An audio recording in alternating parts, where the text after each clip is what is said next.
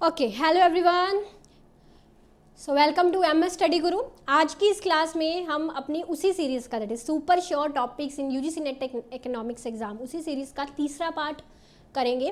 That is about multiplier and accelerator. इन दोनों concepts के बारे में समझेंगे क्योंकि लास्ट टाइम 2022 के एग्जाम में आपको मल्टीप्लायर से काफ़ी 2 क्वेश्चन आए थे आपको। तो मल्टीप्लायर के जितने भी फार्मूले हैं आज मैं आपको इस सेशंस में कवर करवाऊंगी, थ्योरी भी और फार्मूले भी। उससे क्या होगा कि मल्टीप्लायर या एसेलरेटर से अगर आपको कोई थ्योरी क्वेश्चन आता है उसका भी आंसर आप दे पाएंगे।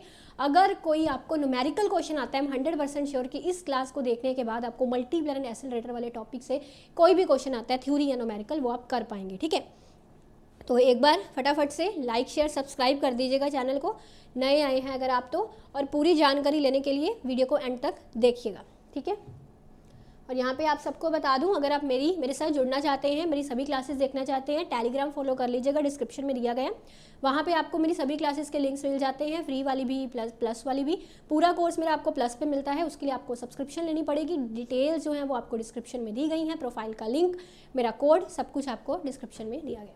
और मेरी यूजीसी नेट इकोनॉमिक्स की बेस्ट सेलिंग बुक का लिंक भी आपको डिस्क्रिप्शन में दिया गया। तो लेट्स स्टार्ट। सबसे पहले यहाँ पे समझते हैं एसेलरेटर की थ्योरी जो है जी वो क्लार्क ने दी है, याद रखिएगा, एग्जाम में डायरेक्ट क्वेश्चन मैचिंग से आता है, तो आप एसेलरेटर को क्लार्क से मैच कर लेंगे। ठीक है जी। तो सबसे पहले हम मल्टीप्लायर एंड एसेलरेटर का कंसेप्ट समझते हैं, आखिर ये होता क्या है। मल्टीप्लायर का मतलब होता है change in investment leads to change in income, यानी कि इन्वेस्टमेंट में चेंज होने से इनकम में होने वाला चेंज। एक सिंपल सी बात है, आपने कोई भी बिजनेस पर इन्वेस्टमेंट लगाई, अपना कोई भी बिजनेस शुरू किया, उस पर आप इन्वेस्टमेंट लगाते हैं और उस इन्वेस्टमेंट को लगाने से आपको इनकम मिलती है। ऑब्वियसली सी बात है, जो उस इन्वेस्टमेंट से आपको इनकम मिलेगी वो उससे दुगनी होगी, 4 गुना होगी, है ना, मतलब उससे ज़्यादा ही होगी। तो जितने मल्टीपल टाइम्स आपकी इनकम होगी उस इन्वेस्टमेंट से, इस मल्टीपल टाइम्स को हम मल्टीप्लायर के नाम से जानते हैं। आपने 2 लाख की इन्वेस्टमेंट लगाई और आपको इनकम उससे जनरेट हुई 4 लाख की, तो आपका मल्टीप्लायर होगा 2। ठीक है जी। तो इस तरह से दिस इज योर मल्टीप्लायर। ये मल्टीप्लायर का आपका कंसेप्ट है कि इन्वेस्टमेंट में चेंज होने से इनकम में होने वाला change, that is delta Y over delta I. ठीक है जी। एसेलरेटर का कंसेप्ट है, अब मल्टीप्लायर भी अलग अलग तरह के होते हैं, एक एम्प्लॉयमेंट मल्टीप्लायर, इन्वेस्टमेंट मल्टीप्लायर, है ना, बहुत तरह के। मोस्ट कॉमन ये रहता है, इसको हम इन्वेस्टमेंट मल्टीप्लायर बोलते हैं, जिसकी बात की है। हम बारी बारी सभी मल्टीप्लायर्स की बात करेंगे। ठीक है, तो एसेलरेटर मॉडल जो है ये इससे उल्टा कर दीजिए, यानी कि मैंने डेल्टा वाई नीचे लगा दिया और डेल्टा ई ऊपर लगा दिया। मतलब ये इनकम में चेंज होने से इन्वेस्टमेंट में कितना चेंज हुआ। अब इनकम को कई सोर्सेज पे या कई जगह आपको आउटपुट भी लिखा हुआ मिलेगा, तो वो सेम चीज़ है, यानी कि आउटपुट में चेंज होने से इन्वेस्टमेंट में होने वाला चेंज। ठीक है, आपकी इनकम बढ़ी, तो आपकी इनकम बढ़ने से आपने कितने परसेंट अपनी, मतलब कितने टाइम्स अपनी इन्वेस्टमेंट बढ़ाई, दैट इज द एसेलरेटर। ठीक है, आपकी इनकम 2 गुना बढ़ी, आपने अपनी इन्वेस्टमेंट जो है उससे अपनी इनकम से कितने गुना बढ़ाई। ठीक है, मान लीजिए आपकी इनकम 2 लाख है, आपने 4 लाख की इन्वेस्टमेंट की, तो योर एसेलरेटर विल बी 2। ठीक है ना, तो ये चीज़। अब जो मल्टीप्लायर का कंसेप्ट था, सबसे पहले RF कान के द्वारा इंट्रोड्यूस किया गया था, जो एम्प्लॉयमेंट मल्टीप्लायर के नाम से जाना जाता था। ठीक है, एम्प्लॉयमेंट मल्टीप्लायर के नाम से जाना जाता था, जो सबसे पहले कंसेप्ट दिया गया था। एम्प्लॉयमेंट मल्टीप्लायर का यहाँ पे मतलब था impact on total employment with increase in primary employment में इंक्रीज होने से टोटल एम्प्लॉयमेंट पर कितना फर्क पड़ता है। तो ये कंसेप्ट आज से, मतलब आज के टाइम से कोई रिलेटेड मतलब इतना नहीं है, इससे आपको क्वेश्चन भी नहीं आएगा एग्जाम में। और आज जो मल्टीप्लायर का कंसेप्ट यूज़ किया जाता है practically, that is mainly investment multiplier, जो आपके लिए इंपॉर्टेंट है, आपके लिए समझना इंपॉर्टेंट है। ठीक है, so don't focus on employment multiplier, just focus on the investment multiplier, और इससे आगे आने वाले कंसेप्ट भी हम पढ़ेंगे। सो इन्वेस्टमेंट मल्टीप्लायर का कंसेप्ट किसने दिया जी? केन्स ने दिया था। ठीक है, केन्स ने दिया था, तो वही है ये जिसकी हमने अभी बात की थी, that is delta Y over delta आई।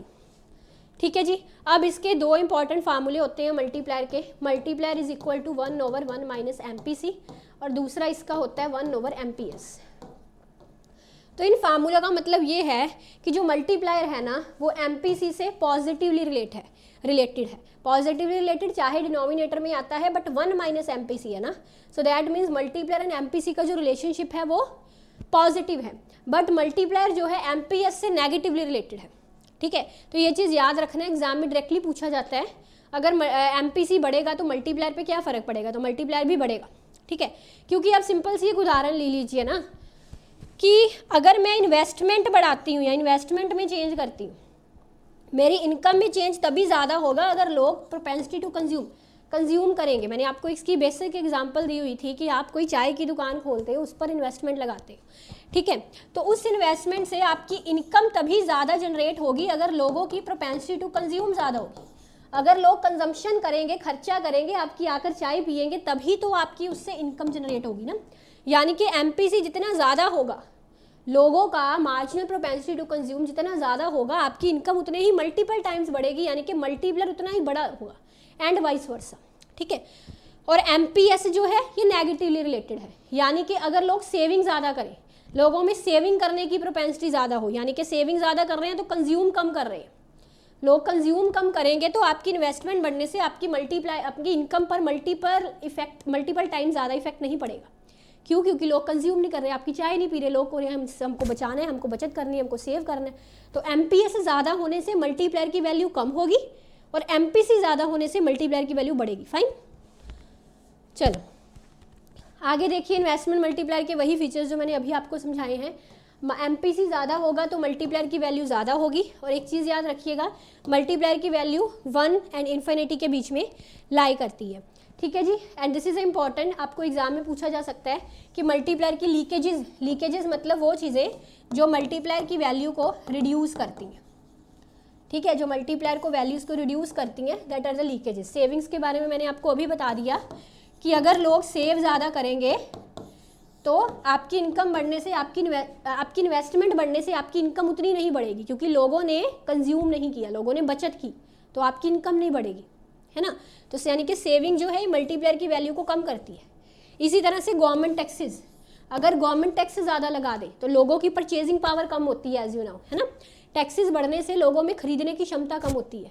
मतलब आपने अगर चाय के ठेले पर इन्वेस्ट किया है, तो अगर लोगों को टैक्स ज़्यादा पे करना पड़ रहा है सरकार को, तो लोग चाय पे कम खर्चेंगे, यानी कि उनकी MPC कम होगी, कंज्यूम कम करेंगे वो। बात समझी हो कि नहीं? ठीक है, तो दैट मीन्स कि आपकी मल्टीप्लायर की वैल्यू कम होगी। इम्पोर्ट्स ज़्यादा होने से भी आपकी जो मल्टीप्लायर की वैल्यू है कम होती है। अगर कंट्री में इम्पोर्ट्स ज़्यादा होते हैं, बाहर से जो चीज़ आई हैं, बाहर से ज़्यादा चीज़ें आ रही हैं, बाहर वाली चीज़ों की डिमांड ज़्यादा बढ़ रही है, तो उससे मल्टीप्लायर की वैल्यू कम होगी, ठीक है। आपकी इन्वेस्टमेंट बढ़ने से आपकी इनकम पर उतना फ़र्क नहीं पड़ेगा। तो मेन फीचर्स हो गए। अब इसके बाद जैसे हमने इन्वेस्टमेंट मल्टीप्लायर के बारे में पढ़ा, अगला है आपका foreign trade multiplier. Foreign trade multiplier का मतलब होता है एक्सपोर्ट्स बढ़ने से इनकम पे कितना इम्पैक्ट पड़ा। You can say delta Y over delta X, sorry. So exports बढ़ने से मतलब कि आप किसी दूसरी कंट्री से एक्सपोर्ट कर रहे हो, तो एक्सपोर्ट्स के बढ़ने से इनकम कितनी बढ़ी। अब इसमें ना एक फॉरेन रिपरकशंस करके एक इफेक्ट आता है जिसको हम बैकवाश इफेक्ट्स भी बोलते हैं, बट ये मैं आपको यहाँ पे नहीं समझाऊंगी, it is into detail. मेरी बुक में ये कंसेप्ट दिया गया, इंटरनेशनल इकोनॉमिक्स का फॉरेन ट्रेड मल्टीप्लायर का कंसेप्ट देखिएगा, उसमें आपको फॉरेन रिपरकशंस बहुत अच्छे से समझाई गई हैं। यू कैन रीड, मैक्सिमम आप सबके पास, आई नो मेरी बुक है ना, तो उससे आप पढ़ सकते हैं। सो एक्सपोर्ट्स बढ़ने से इनकम कितनी बढ़ी, that is a foreign trade multiplier. तो इसका ये फार्मूला होता है, दिस इज़ अ फार्मूला, ये आपको एक याद रखना है फार्मूला, ये तो मैंने बता दिया। ये फार्मूला दैट इज़ MPM का मतलब marginal propensity to import and MPS का मतलब मार्जिनल प्रोपेंसिटी टू सेव। इसका मतलब ये है कि ये दोनों जो है ना, ये लीकेजेस हैं मल्टीप्लायर की, मतलब ये वैल्यू जितनी ज़्यादा होंगी आपकी मल्टीप्लायर की वैल्यू उतनी ही कम होगी। जैसे मैंने अभी बताया था, इम्पोर्ट्स एंड सेविंग्स जो हैं ये मल्टीप्लायर की वैल्यू को कम करती हैं। ये दोनों वैल्यूज़ मल्टीप्लायर से नेगेटिवली रिलेटेड है। अगर लोगों में इंपोर्ट्स करने की प्रोपेंसिटी ज़्यादा है, सेव करने की प्रोपेंसिटी ज़्यादा है, तो आपकी मल्टीप्लायर की वैल्यू उतनी ही कम होगी। सो दैट्स वाई आपके marginal propensity to imports and marginal propensity to save का सम जो है ये मल्टीप्लायर से नेगेटिवली रिलेटेड है, ठीक है, नेगेटिवली रिलेटेड है। तो ये फार्मूला याद रखिएगा। अगला कंसेप्ट आता है सुपर मल्टीप्लायर का। सुपर मल्टीप्लायर का कंसेप्ट हिग्स के द्वारा दिया गया, बट ये समल्सन से भी रिलेटेड है। समल्सन ने भी अपनी जो ट्रेड साइकिल्स वाली थ्योरीज है उसमें सुपर मल्टीप्लायर का जिक्र किया है। तो सुपर मल्टीप्लायर के कंसेप्ट में दो इन्वेस्टमेंट्स का जिक्र आता है, induced investment and autonomous investment. इसके बारे में हम समझते हैं। सुपर मल्टीप्लायर का मतलब होता है combination of multiplier and accelerator, that is combination of multiplier and accelerator. अब मैंने आपको मल्टीप्लायर का मतलब क्या समझाया था, इन्वेस्टमेंट में चेंज होने से आपकी इनकम चेंज होती है, और एसेलरेटर क्या समझाया था, इनकम में चेंज होने से इन्वेस्टमेंट चेंज होती है, यही पढ़ा था।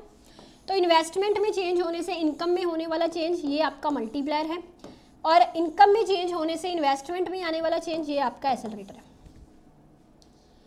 ठीक है, समझ में आई बात। अब देखिए ध्यान से यहाँ पे समझिए, तो जो इन्वेस्टमेंट मेरी इनकम से प्रभावित नहीं होती वो कौन सी होती है, दैट इज ऑटोनोमस इन्वेस्टमेंट, है ना, जो इनकम से प्रभावित नहीं है, यानी कि ये होती है ऑटोनोमस इन्वेस्टमेंट जो मल्टीप्लायर के कंसेप्ट में यूज होती है।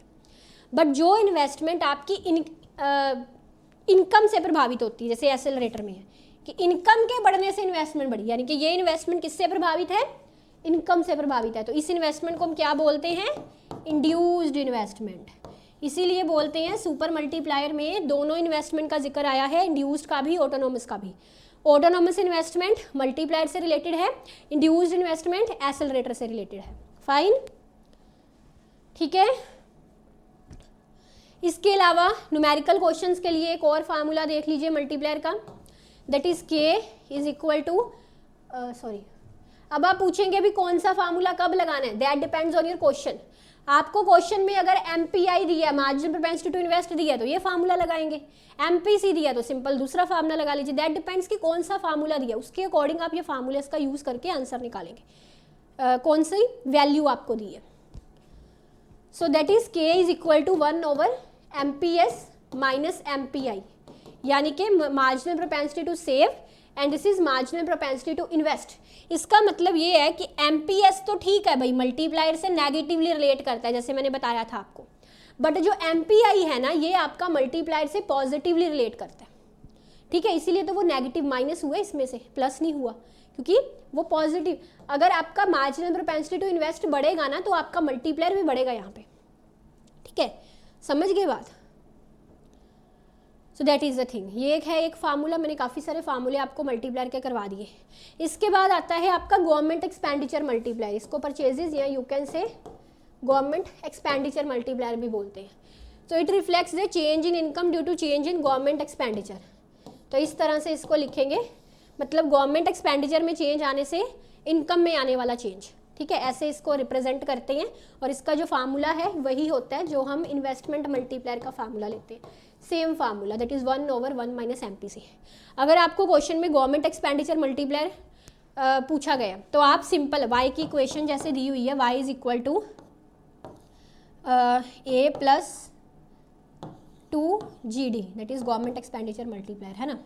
तो आप सिंपली या तो वाई की डेरिवेशन कर लीजिए जी की रिस्पेक्ट में, ठीक है, 2 आंसर आ जाएगा, ठीक है, ये भी तरीका है। या अगर आपको सिंपली कंजम्पशन फंक्शन दिया हुआ है तो आप यहाँ से एमपीसी निकाल सकते हैं, बी आ गया और फार्मूला लगा दीजिए 1/-b, तो वो भी आपका इस तरह से भी नहीं, मतलब आप गवर्नमेंट एक्सपेंडिचर मल्टीप्लायर के लिए दोनों फार्मूले यूज़ करते हैं, सकते हैं, ये भी और ये भी। इस फार्मूले का मतलब है वाई की डेरिवेशन विद रिस्पेक्ट टू जी। जिन बच्चों को डेरिवेशन में प्रॉब्लम आती है, सिंपल आप टोटल कंजम्पशन जो आपको दी गई है उसका एमपीसी निकाल के आप आंसर निकाल सकते हैं, ठीक है। फिर होता है आपका टैक्स मल्टीप्लायर। टैक्स मल्टीप्लायर का सिंपल फार्मूला दिस, यानी कि टैक्सेस में चेंज होने से इनकम में आने वाला चेंज, ठीक है। अब इसका दूसरा फार्मूला जो थोड़ा अलग है, it would be minus MPC over 1 minus MPC, this is a formula. अब आप कहेंगे ये माइनस में क्यों है, आपकी टैक्स मल्टीप्लायर की वैल्यू हमेशा नेगेटिव में आती है, क्यों, क्योंकि टैक्सेस में चेंज होने से इनकम बढ़ती नहीं है जी, इनकम कम होती है टैक्सेस के बढ़ने से। अगर टैक्सेस बढ़ेंगे, ठीक है, तो लोगों की इनकम तो कम होगी ना, सोच के देखिए। सो रियल इनकम कम होगी लोगों की, टैक्सेस के बढ़ने से इनकम पे नेगेटिव इम्पैक्ट बढ़ता है। टैक्स बढ़ेंगे इनकम कम होगी, टैक्स कम होंगे तो इनकम बढ़ेगी, दैट्स वाई यहाँ पे माइनस फार्मूले में आता है, the formula is minus MPC over 1 minus MPC. Tax multiplier पूछा गया, सिंपल ये फार्मूला लगा के निकाल सकते हैं, या फिर आप वाई की डेरिवेशन कर दीजिएगा टैक्सेस की रिस्पेक्ट में, तब भी निकल आएगा। टैक्स मल्टीप्लायर की वैल्यू जो है हमेशा आपकी नेगेटिव में रहती है, इसलिए यहाँ पे लिखा हुआ है कि टैक्स मल्टीप्लायर की वैल्यू गवर्नमेंट एक्सपेंडिचर मल्टीप्लायर से क्या होती है, कम होती है, ठीक है जी। तो यही था आज की क्लास में, होपफुली जितना करवाया आपको अच्छे से समझ में आया होगा, तो प्लीज़ लाइक शेयर भी कर दीजिएगा सेशन को। और देखिए मैं इस पूरी सीरीज़ को कंटिन्यू रखूँगी, ये मेरा प्रॉमिस है, बट तभी अगर आप इंटरेस्ट दिखाते हो। तो अगर आप रेगुलर क्लासेस देखते हो, क्लासेस को लाइक शेयर करते हो, उसको प्रमोट करते हो दूसरों के साथ भी, और मुझे अच्छा रिस्पॉन्स आप सबका दिखाई देता है, ठीक है, तब तो इस सीरीज़ को मैं एंड तक कंटिन्यू रखूँगी, ठीक है। तो your response is mandatory. Thank you, take care, bye bye.